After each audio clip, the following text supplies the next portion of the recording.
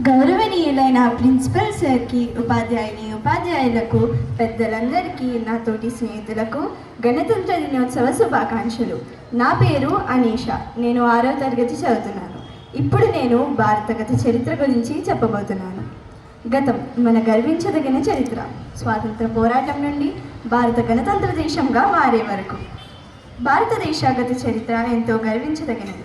అనేక త్యాగాలు, పోరాటాలు, ఉద్యమాల ఫలితంగా మన దేశం స్వాతంత్రాన్ని పొందింది. బ్రిటిష్ పాలనలో భారత ప్రజలు అనేక కష్టాలు ఎదుర్కొన్నారు. కానీ దేశభక్తులు, స్వాతంత్ర సమరయోధులు తమ ప్రాణాలను సైతం త్యాగం చేసి దేశ విముక్తికి కృషి చేశారు.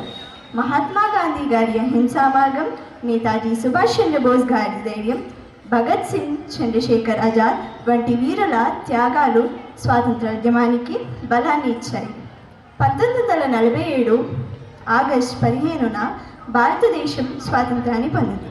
స్వాతంత్రం తర్వాత దేశానికి ఒక స్థిరమైన పాలన వ్యవస్థ అవసరమైంది. డాక్టర్ బిఆర్ అంబేద్కర్ నాయకత్వంలో భారత రాజ్యాంగం రూపొందించబడింది. 1950 జనవరి 26న భారతదేశం గణతంత్ర దేశంగా ప్రకటించబడింది. స్వాతంత్ర పోరాటం నుండి గణతంత్ర భారతదేశంగా మారే వరకు జరిగిన ప్రయాణం మనకు స్ఫూర్తినిస్తుంది. ఈ గొప్ప చరిత్రను గుర్తుంచుకొని దేశాభివృద్ధికి ప్రతి పౌరుడు బాధ్యతగా పనిచేయాలి.